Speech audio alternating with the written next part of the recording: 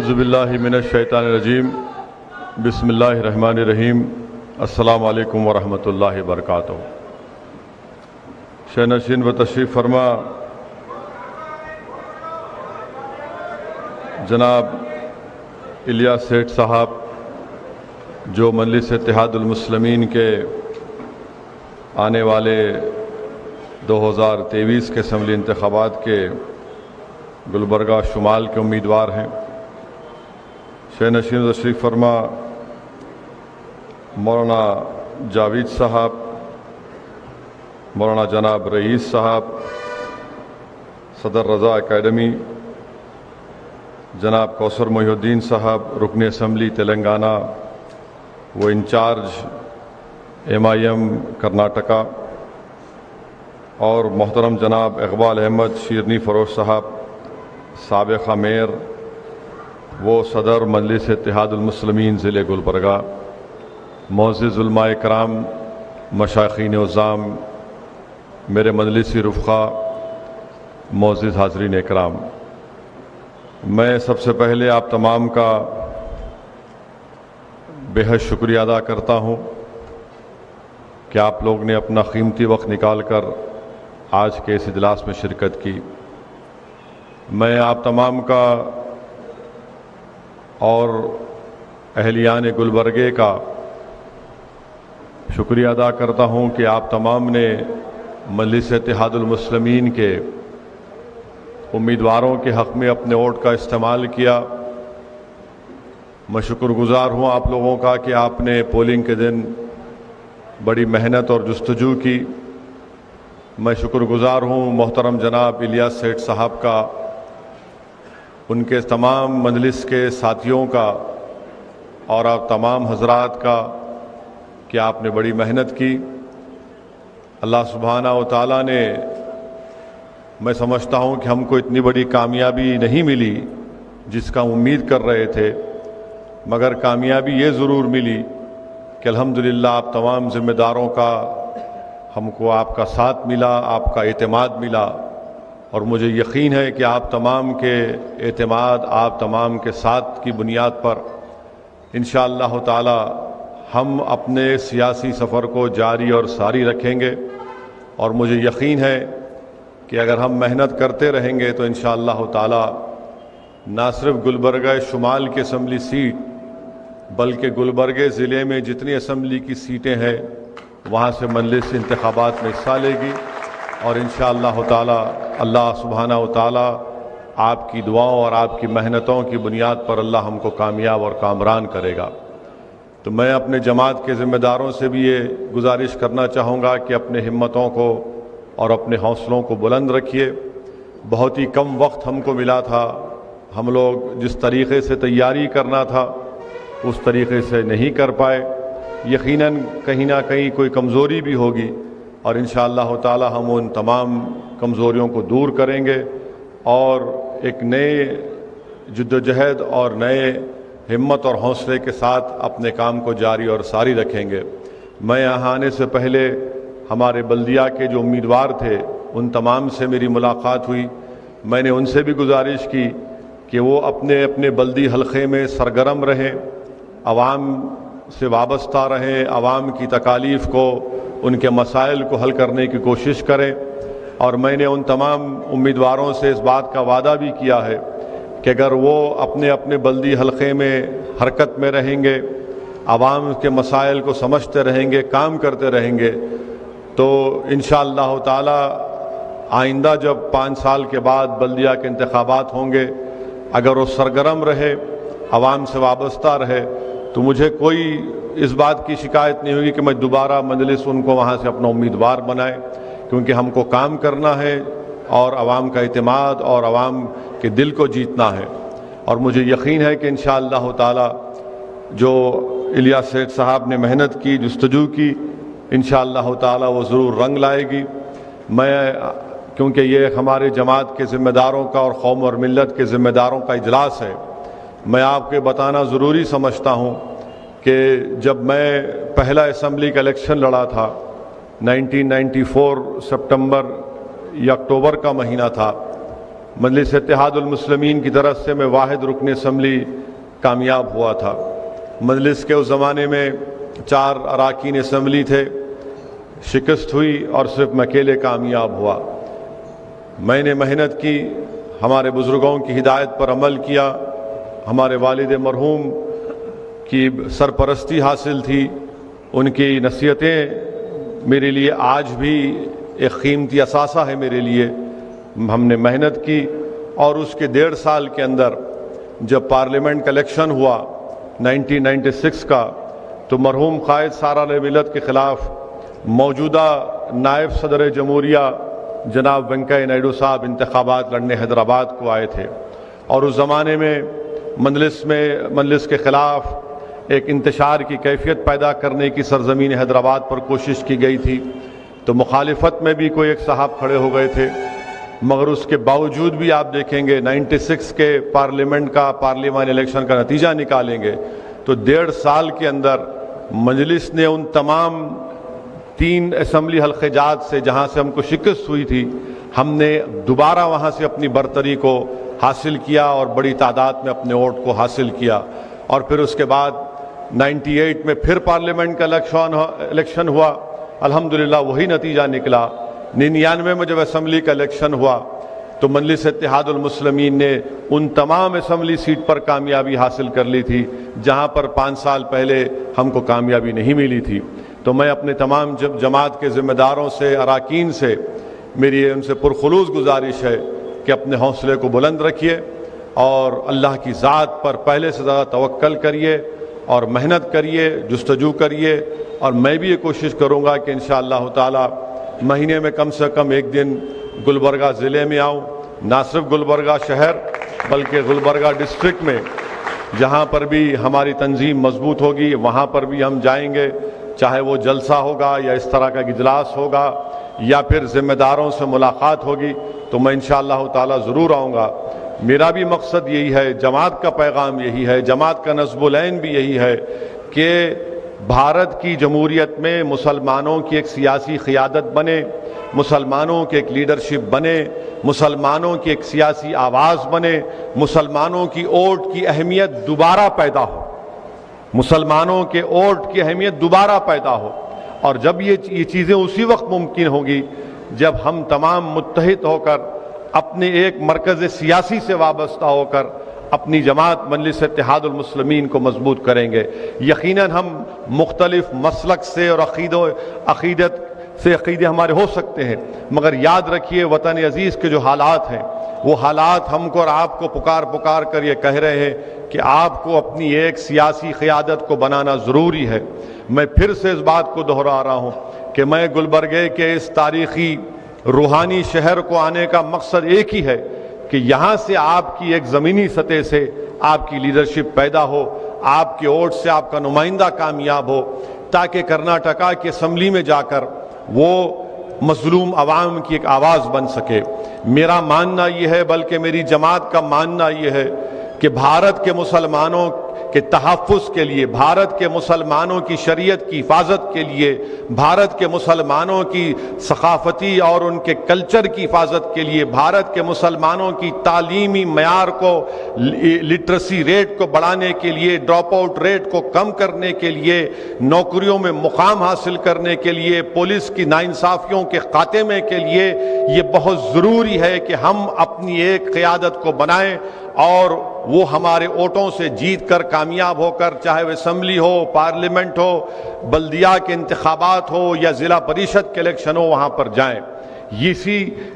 اسی کے اوپر مجلس اتحاد المسلمین کام کرتے جا رہی ہے، کام کرتے آ رہی ہے، اور یہ مجھے یقین ہے کہ انشاءاللہ تعالی میں اس دنیا میں رہوں یا نہ رہوں، یہ کام اللہ اپنے فضل سے، اپنے کرم سے، نبی کریم صلی اللہ علیہ وسلم کے صدقے اور طفیل سے یہ کام جاری اور ساری رہے گا۔ میری آپ سے پھر سے گزارش ہے کہ آپ مجلس کو مضبوط کریں۔ مجلس کو مضبوط کرنے کا مقصد یہ ہے کہ آپ کی ایک آواز ہوگی، آپ کے ووٹ کی اہمیت ہوگی۔ ہم اتنی جلد بازی میں اور بغیر کسی تیاری کے ہم الیکشن میں حصہ لیے بلدیہ کے، اور الحمدللہ گلبرگہ شمال سے اگر میں غلط نہ ہوں تو 10,500 کے قریب ہم کو ووٹ حاصل ہوئے۔ یہ بہت بڑی کامیابی ہے، یہ ایک بہت بڑی کامیابی ہے کہ نہ ہم انتخابی جلسے کر سکے، نہ پوری طرح سے تیاری کر سکے، اور ایسی جماعتوں سے ہمارا مقابلہ ہوا جو برسوں سے گلبرگے میں ان کی جڑیں مضبوط ہیں۔ تو انشاءاللہ تعالی ہمارا کام جاری رہے گا اور ہم کو اپنے حوصلوں کو بلند رکھنا پڑے گا۔ دوسری اہم بات جو میں آپ سے یہ عرض کرنا چاہ رہا تھا کہ ابھی الیاس سیٹھ بولے کہ صاحب مجلس کے مخالفین یہ شکایت کرتے کہ آپ زیادہ کانگریس کو بولتے، بی جے پی کو کم بولتے۔ یہ پارلیمنٹ کی آپ میری ہر تقریر اٹھا کر دیکھ لو، آپ پارلیمنٹ کی ہر تقریر، ہم وقت کی جو حکومت ہے بی جے پی کی ہے، نریندر مودی اس کے وزیر اعظم، سب سے زیادہ تنقید اگر پارلیمنٹ میں کھلی الفاظ میں اگر کوئی کرتا ہے تو اسد الدین اویسی اور امتیاز جلیل کرتے ہیں۔ تو اس میں یہ مطلب نہیں ہے، مگر آپ یہ بھی دیکھیں گے کہ پارلیمنٹ میں نہ امتیاز جلیل جا کر مودی سے گلے ملے، گلے کون ملے آپ کو معلوم، جو دوڑتے ہوئے گئے اور جا گلے مل لیا، اور جبکہ اس وقت گلے ملے جب نو کانفیڈنس موشن مودی کے خلاف لایا گیا تھا۔ تو یقیناً ہم سب کے خلاف بولتے ہیں، کیونکہ جو سچائی ہے اس کو بیان کرنا بہت ضروری ہے۔ اب مثال کے طور پہ آپ دیکھیں گے کہ کل ایک فنکشن ہوا، ایک انفارمیشن کمشنر ہے جناب، انہوں نے ساورکر کے اوپر کتاب لکھی، اور ساورکر کی کتاب کے رسم اجرا میں آر ایس ایس کے موہن بھگوت تھے، ہمارے ملک کے موجودہ وزیر دفاع محترم راجناتھ سنگھ صاحب تھے، تو دونوں کی تقریر ہوئی اس میں۔ اب تقریر تو ہو گئی رات میں، صبح حسب عادت حسب روایت میڈیا صبح 8:30 بجے ہمارے گھر کو آ گئی، کیونکہ ان کو معلوم تھا کہ میں گلبرگے کو آنے والا ہوں، اور آ کر مجھ سے کہا کہ یہ باتیں کہیں، اس پر آپ تبصرہ کریے۔ تو سب سے پہلی بات الیاس سیٹھ صاحب کی شکایت دور کر دے رہا ہوں، اور کانگریس والوں کو بھی شاید سن کے تھوڑا اچھا دیکھیں گا۔ تو وزیر دفاع نے یہ کہا کہ ساورکر نے جو انگریزوں کو معافی نامے کے خط لکھے تھے وہ مہاتما گاندھی کے بولنے پہ لکھے تھے۔ آپ علماء کرام یہاں پر موجود ہیں، علامہ فضل خیر آبادی رحمۃ اللہ علیہ ہو یا مولانا حسین احمد مدنی رحمۃ اللہ علیہ ہو، یہ مالٹا کی جیل میں تھے، وہ انڈمان کی جیل میں تھے، کوئی بھی ایک خط ان کا نہیں بتا سکتا کہ انہوں نے انگریزوں سے معافی کی بھیک مانگی، کوئی نہیں بتا سکتا، کوئی نہیں بتا سکتا۔ اب یہ جو محترم ہے ساورکر، یہ جیل میں گئے 1911 کو۔ کب گئے جیل میں؟ جولائی 4 1911 کو گئے۔ یہ ضروری ہے بولنا کیونکہ ریکارڈ ہو گیا تو دکھاتے ٹی وی والے، انہیں ایک اور بھڑکاؤ بھاشن گلبرگے میں دے گئے بول کے۔ تو جولائی 4 1911 کو انہوں جیل میں ڈالے ساورکر کو۔ اب راجناتھ سنگھ یہ بول رہے کہ مہاتما گاندھی خود ان کو یہ بولے کہ آپ انگریزوں کو ایک خط لکھو، مرسی پٹیشن لکھو، معافی نامہ لکھو۔ میں راجناتھ سنگھ صاحب سے پوچھنا چاہ رہا ہوں کہ آپ کو یہ جھوٹ بولنے کے لیے کس نے مجبور کیا؟ 4 جولائی 1911 کو جب ساورکر کو انگریز گرفتار کر کے کالا پانی انڈمان میں رکھے، گاندھی بھارت میں نہیں تھے، ساؤتھ افریقہ میں تھے راجناتھ سنگھ صاحب۔ وہاں سے کیا انہوں کیا پلین میں اڑ کے آ کے بولے یا کیا کیسا ہے؟ اتنا پلین بھی نہیں تھا جب، تو کچھ بھی نہیں تھا۔ اب انہوں لمبی چھوڑ دی ہے۔ اب یہ سمجھے کہ ہم لوگ ہمارے کان میں پھول ہے، ہم نہیں دیکھیں گے، نہیں معلوم ہمارے کو معلوم، ہم بھی تھوڑا تھوڑا پڑھتے ہیں، زیادہ نہیں پڑھتے، تھوڑا تھوڑا پڑھے لکھے ہیں۔ وہ ہم تیلگو میں بولتے کنچم کنچم، لٹل لٹل۔ یہ پہلی جھوٹ ان کی۔ اب دوسری بات یہ ہے کہ وہ ہو گیا، پھر اس کے بعد انہوں ایک اور معافی نامہ لکھے نومبر 14 کو 1913 کو، اور تیسرا لکھے، اور مہاتما گاندھی بھارت کو کب آئے؟ جنوری 9 1915 کو۔ مانے 2 خط لکھ چکے تھے انگریزوں کو ساورکر۔ اگر وہ انگریزی کا خط آپ کے سامنے پڑھوں گا، اس کا ترجمہ کروں گا، تو یہ جتنے سنگھ پریوار کے لوگ ہیں آگ بگولا ہو جائیں گے، اتنی تعریف کر رہے انگریزوں کی، آپ ایسے ہیں، آپ دریا دل ہیں، میرے کو معاف کر دو۔ ارے یہ بات بولتے ہی نہیں ہے۔ ہاں یقیناً गांधी का खत है, गांधी ने खत लिखा था, गांधी ने खत का जवाब लिखा था, गांधी ने उस खत का जवाब लिखकर ये नहीं कहा गांधी ने अपने जवाब में सावरकर को कि बेटा तू माफी मांग ले जाके, नहीं कहा गांधी ने खत मैं पढ़ के सुना देता हूं आपको। वो खत है, गांधी ने लिखा जनवरी 25, 1920 को, और गांधी इसमें खत में लिख रहे कि आई हैव योर लेटर, आपका खत मिला, it is difficult to advise you, बड़ी मुश्किल है आपको नसीहत का, आपको एडवाइस करना। I suggest however you are framing a brief petition setting for the facts of the case, bringing out in clear relief the fact that the offense committed by your brother was purely political। Gandhi उनको ये मशवरा दे रहे कि आप एक petition अंग्रेजों को लिखो और जो जुर्म आपके भाई से हुआ ये बोलो कि वो सियासी जुर्म था। I suggest this in order that it would be possible to concentrate public attention on the case meanwhile। अरे गांधी कहां बोल रहे इसमें कि माफी मांगो? गांधी तो ये बोलते थे कि अहिंसा का सबसे बड़ा रास्ता जेल को जाना है, जेल को जाना है, और मौसूफ को काला पानी में सावरकर को जेल में डाले, 8 महीने के अंदर ही खत लिख दिया उन्होंने पहला। अब राजनाथ सिंह बोलते कि हमारे वजीर दिफा है कि गांधी ने उनसे कहा था। गांधी ने कहा? गांधी तो जनवरी 25, 1920 को खत लिखे, उससे पहले तो मौसूफ 2 खत लिख चुके थे। तो अब ये बीजेपी का मकसद क्या है कि सावरकर के बारे में बड़ा अच्छा, तारीख में ये भी आया, मैं एक सियासत का तालिब इल्म हूं, 1990 तक बीजेपी सावरकर का नाम ही नहीं लेती थी, हिंदुत्व का नाम भी नहीं लेती थी। ये आडवाणी ने शुरू किया हिंदुत्व और सावरकर 1990 में, उसके बाद से सब शुरू हो गए। अच्छा, सावरकर की तारीख क्या है? सावरकर की तारीख यह है कि सावरकर ने, मैं आपको बता रहा हूं कि सावरकर ने, अब ये हम बीजेपी वालों पे छोड़ देते, आप झूठ है सच है बोलो। सावरकर ने 1900 आजादी मिलने के बाद 1947 में क्या सावरकर ने नहीं कहा था कि मैं तिरंगे को नहीं मानता, मैं भगवा रंग को मानता? कहा था सावरकर ने यह बात। तीसरी बात, सावरकर ने यह भी कहा था कि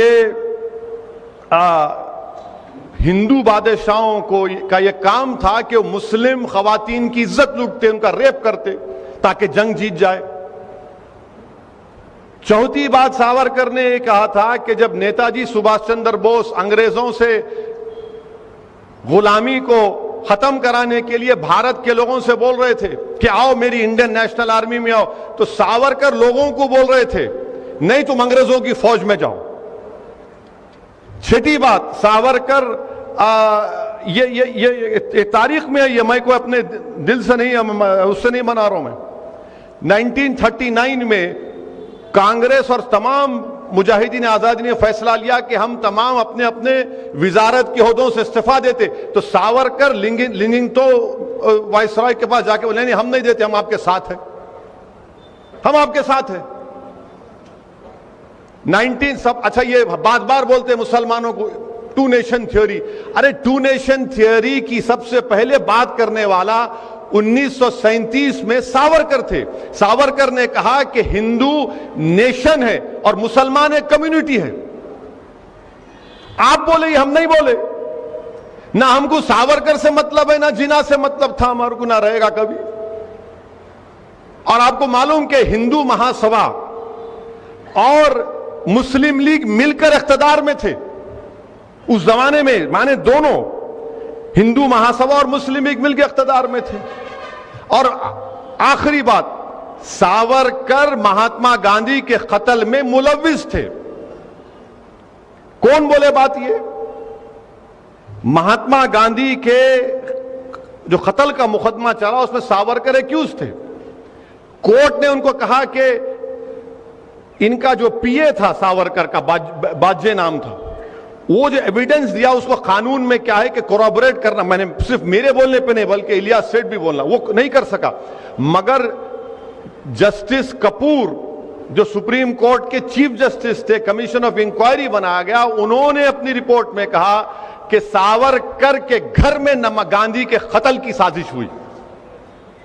آپ ان کو اپنا ہیرو مناتے، آپ ان کو، اچھا یہ بھی چھوڑو، آپ یہ بھی اگر جھوٹ رہا تو کیا سردار پٹیل نے نہیں لکھا کہ ہندو مہا سبھا کی ایک فائنینشیل آرگنائزیشن ساورکر کے ماتحت تھی جس نے گاندھی کو قتل کیا؟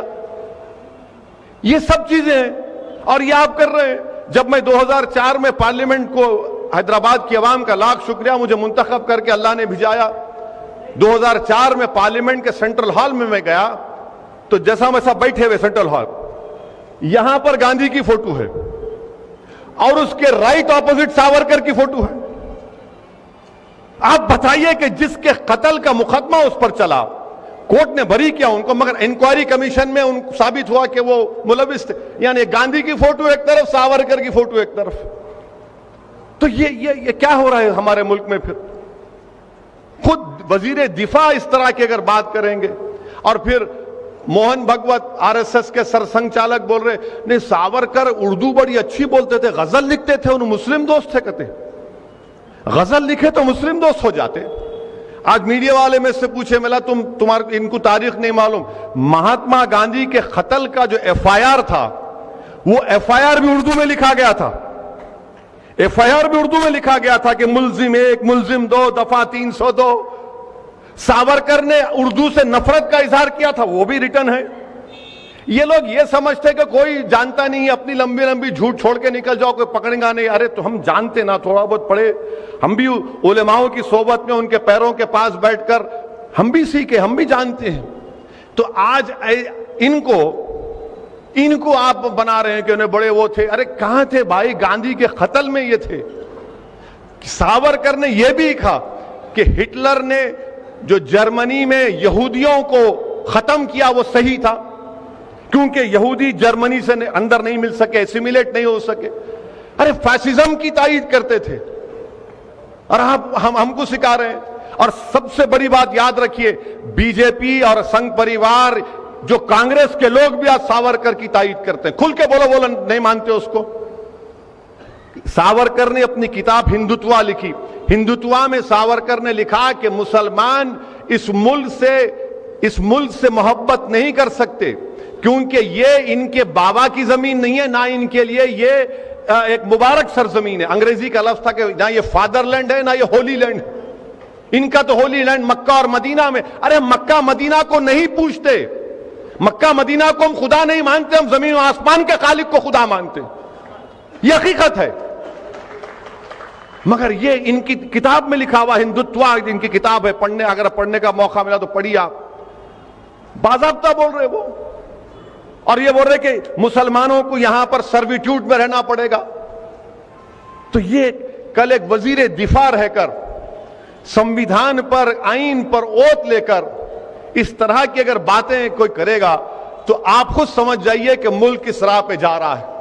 میں میڈیا سے بھی کہا اور آج بھی کہہ رہا ہوں کہ ایک دن ایک وقت آئے گا، اسی طرح کی اگر روش برقرار رہے گی، اسی طرح کی یہ نفرت برقرار رہے گی، تو ایک دن آئے گا کہ اس ملک میں بی جے پی سنگھ پریوار کہے گی کہ اب بابا قوم ساورکر ہے، گاندھی نہیں ہے، اور گوڈسے مجاہد آزادی ہے۔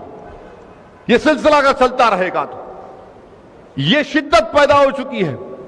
یہ تاریخ کو توڑ کر آر ایس ایس جو ہے آدھی سچ بولتی اور پورا جھوٹ بولتی، ان کی حقیقت ہے پوری چیزوں میں۔ تو میرے عزیز دوستوں اور بزرگوں، یہ ملک کے حالات، اور پھر ہمارے ملک کے حالات، سیاسی حالات یہ ہیں کہ کانگریس ہو یا سماجوادی ہو یا پھر یہ دوسرے جو اپنے آپ کو سیکولر بولتے ہیں، ان کی کوشش یہ ہے کہ سب سے بڑا ہندو کون ہے اس ملک میں، سب سے بڑا ہندو کون ہے اس ملک میں، اور اسی کے لیے کمپٹیشن ہو رہا ہے۔ آپ دیکھ لو، تھوڑے دن پہلے کانگریس کا ایک جلسہ ہوا تھا، پھر سماجوادی کا بھی ہوا۔ میں یہ کہہ رہا ہوں کہ میں یہ نہیں بول رہا ہوں کہ میں سب سے بڑا مسلمان ہوں، میں یہ کہہ رہا ہوں کہ اس ملک میں جو ملک کی خوبصورتی ہے، اس ملک کا کوئی مذہب ہی نہیں ہے، بھارت کا کوئی مذہب نہیں ہے، بھارت پورے مذہب کو مانتا بھی ہے، اور اگر کوئی نہیں مانتا تو بھارت اس کو ہی بولتا تو بھی تیری خواہش ہے تو اس پر چل۔ مگر یہ جو کمپٹیشن چل رہا ہے، اس کمپٹیشن کو آپ کو دیکھنا ضروری ہے، اور یہ تمام سیکولر پارٹیاں یہ سمجھتی ہیں کہ مسلمان کہاں جائیں گا، اس کو تو ایک کونے میں کر کے دبا دیے، لا محالہ ہمارے ساتھ آئیں گے۔ یہ آپ کو فیصلہ کرنا ہے، کیوں جائیں گے ہم لا محالہ؟ کیونکہ ہم مجبور ہیں ان کے ساتھ جانے کے لیے۔ اگر آج یہ لوگ اس طرح کا کمپرومائز کرتے جائیں گے تو پھر یاد رکھیے ہماری تہذیب پر، ہماری ثقافت پر، ہماری شناخت کے خطرے پیدا ہو جائیں گے۔ مجھے اس بات کا خطرہ ہے، میں دیکھ رہا ہوں ان چیزوں کو، محسوس کر رہا ہوں کہ اس طرح اگر ہر چیز کو یہ لوگ نہیں یہ کرنا ضروری ہے، یہ ختم کہاں ہوگا پھر؟ اور علماء اور مفتیاء اکرام فرماتے ہیں، اولیاء اللہ فرماتے ہیں کہ اگر تم ایک مرتبہ برائی کے دروازے کو کھولو گے تو پھر ختم، پھر یہاں سے نیچے ہی جاتے، آپ اوپر نہیں آتے۔ کمپٹیشن ہو رہا ہے۔ اسی لیے میری آپ سے گزارش ہے کہ اس ماحول میں ہم کو اپنے حوصلوں کو بلند رکھنا ہے، اپنی سیاسی طاقت کو مضبوط کرنا ہے۔ میں پھر سے کہہ رہا ہوں کہ بی جے پی کو ہرانا صرف مسلمانوں کا کام نہیں ہے، بی جے پی کو ہرانا دلتوں کا بھی کام ہے، او بی سیز کا بھی کام ہے، اعلیٰ ذات کے ہندوؤں کا بھی کام ہے بی جے پی کو ہرانا۔ وہ لوگ الیکشن آتا تو اپنی ذات کے اوپر اپنی ذات کے لیڈروں کو مضبوط بنا دیتے ہیں، ان کو ایم ایل اے بناتے، ایم پی بناتے، منسٹر بناتے۔ ہم کیا بناتے؟ ہم خالی بینڈ باجے کی پارٹی ہیں۔ جب شادی کی بارات نکلتی دولہے کے گھر سے تو بینڈ باجا اگر کوئی رکھتا ہے، نہیں رکھنا چاہیے، رکھتے ہیں تو آپ دیکھو یہ شادی خانے کے باہر بینڈ باجا روک دیتے، اندر مت آ، چل بھاگ۔ یہ حال ہمارا ہو کے رہے گا، ہمارا کام سالی ووٹ ڈالو۔ نہیں، گلبرگہ کا بلدیہ الیکشن ہے، زندگی موت کا فیصلہ ہونے والا ہے۔ ارے کتنی الیکشن میں زندگی موت کا فیصلہ نہیں ہوا، اور پھر ہم روز مرتے، اس کے بعد کوئی پوچھنے والا نہیں ہے۔ ابھی ہمارے بھائی بتا رہے تھے کہ کانگریس کے 2 لیڈرز، کیا نام ہے ان کا؟ اجے سنگھ صاحب اور پرمیشور صاحب نے بلاری میں جو اسمبلی کا اجلاس ہو رہا، ہمارے بھائی بتا رہے، اس میں انہوں نے مطالبہ کیا کہ تبدیلی مذہب کا قانون لے کر آؤ۔ تبدیلی مذہب کا قانون آپ بول رہے لے کے آؤ، کلیم صدیقی صاحب کو جیل میں ڈال کے سڑا رہے، وہاں پر کوئی کیس نہیں ہے ان کے اوپر، صرف تنگ کرنا ہے ان کو۔ اور اس چارج شیٹ میں ایک بہت بڑے مولانا جو ایم پی ان کا بھی نام لکھ دیا گیا ہے۔ وہ وکیل صاحب میرے کو بجائے، میں دیکھ کے تعجب کرا، کہاں سے کہاں ملا دے رہے؟ آپ بول رہے کہ دھرماتن کا مانے تبدیلی مذہب کا قانون لے کے آؤ، کہ یہ پالیسی ہے کانگریس پارٹی کی؟ کیا آپ بول رہے، آپ کے بڑے بڑے لیڈرز بول رہے کہ کنورژن کا قانون لے کر آؤ بلاری میں جو اسمبلی کا اجلاس ہونے جا رہا ہے؟ میں مذہب اگر بدل رہا ہوں، اگر کوئی اسلام قبول کرتا ہے تو ملک کو کیا خطرہ ہے اس میں؟ بتاؤ میرے کو تم۔ اگر میں اشہدو ان لا الہ الا اللہ و اشہدو ان محمد رسول اللہ کا اقرار کر رہا ہوں تو ملک کو خطرہ نہیں ہے اس میں، ملک مضبوط ہوتا ہے اس میں۔ کیوں مضبوط ہے؟ کیونکہ بھارت کا آئین مجھے اجازت دیتا ہے کہ میں جس مذہب پر چلنا چاہوں چلوں، نہیں پسند آیا مت چلوں۔ مگر آپ یہ بتانا چاہ رہے ہیں کہ تم اگر مذہب تبدیل کرو گے تو ملک کو خطرہ ہوگا؟ ملک کو خطرے کی بات کہاں ہے اس میں؟ یہی چیزیں جو تکلیف پیدا کرتی ہے، دل میں تڑپ پیدا ہو جاتی ہے کہ آپ کہہ رہے ہیں اور ہم بھی ٹیم ہیں، مجلس ووٹ کاٹنے کو آ رہے، اور آپ بول رہے کہ ریلیجیس کنورژن کا قانون لے کر آؤ۔ کیوں بول رہے؟ کیونکہ دیکھ رہے ہیں کہ ماحول میں زہر بنا ہوا ہے، فرقہ پرستی ہے، ہندو ووٹ نہیں ملے گا تو بولنا ہے نا، ارے پھر مسلم ووٹ کا، ارے کہاں جاتا ہوں، ہمارے جیب میں بیٹھا ہے، ڈرا کے رکھو اس کو۔ میں آپ کو بول رہے چاہ رہا ہوں کہ ڈرنے کی ضرورت نہیں ہے، ہرگز ڈرنے کی ضرورت نہیں۔ ہم کو اپنا جمہوری حق کا استعمال کرنا ہے ووٹ ڈال کر۔ کیا یہ بات بالکل ممکن ہے اور ہو سکتی ہے انشاءاللہ تعالی کہ آنے والے اسمبلی انتخابات میں آپ الیاس سیٹھ کو یہاں سے اپنا خادم بنا کر کرناٹکا کے اسمبلی میں بھیجائیں؟ میرے عزیز دوستوں اور بزرگوں، یہ چیزیں دیکھیے آپ، ایک طرف تو یہاں ساورکر، ایک طرف آپ کانگریس بول رہی کہ بلاری کے اسمبلی کے اجلاس میں یہ کرو۔ تو یہ ان چیزوں پر آپ تمام کو ہم کو غور و فکر کرنا ہے، ایک متحدہ طور پر ہم کو آگے بڑھنا ہے۔ اور میری آپ سے گزارش ہے کہ مجلس اتحاد المسلمین کو مضبوط کریے، انشاءاللہ تعالی اور بھی تفصیل ہوگی، تفصیل سے بات چیت ہوگی۔ میں تو کرناٹکا گورنمنٹ سے یہ کہوں گا کہ جب سابقہ رکن پارلیمان گلبرگہ کو آئے تھے الیکشن ہار کے پہلی مرتبہ آئے تھے نا، الیکشن ہارنے کے بعد پہلی مرتبہ آئے تھے، ہاں 2 سال کے بعد آئے۔ ہم تو 2 سال میں 10 مرتبہ آ گئے یہاں پر ماشاءاللہ سے آئے تھے۔ آئے تو جلوس کی شکل میں آئے نا، تو بھائی 11 ربیع الاول کا جلوس الاؤ کرو نا آپ میلاد کا۔ انہوں جلوس میں آ سکتے تو ہم جلوس نہیں نکال سکتے؟ جب کھرگے صاحب کا جلوس نکل سکتا تو رسول اللہ صلی اللہ علیہ وسلم کا جلوس نہیں نکل سکتا؟ گورنمنٹ کو دینا چاہیے۔ ارے ٹھہرو ذرا بولنے دو۔ ارے سنو ذرا، خالی نعرے لگا رہے۔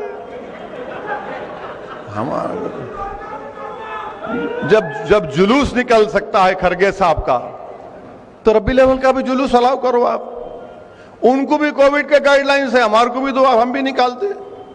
اب اس کے بعد بولیں گے دیکھو انہوں آ کے بھڑکاؤ بات کر کے چلے گئے۔ بھڑکاؤ بات کیا کیا بولو آپ؟ ان کا جلوس نکلا نہیں نکلا کھرگے صاحب کا؟ نکلا نا؟ ہاں یہ بھی دو آپ، یہ بھی دو نا بھائی۔ یہ تو ساری کائنات کو آزادی ملی اس دن، شیطان بھاگا کود کے، آپ نہیں دیں گے؟ تو یہ چیزیں، یہ جب سچائی کو بیان کیا جاتا ہے تو ان کو تکلیف ہو جاتی ہے۔ آئے کیوں یہاں پہ؟ اچھا میں جہاں کہیں بھی بھارت کے کونے میں جاتا ہوں، یہاں کیوں آئے انہوں؟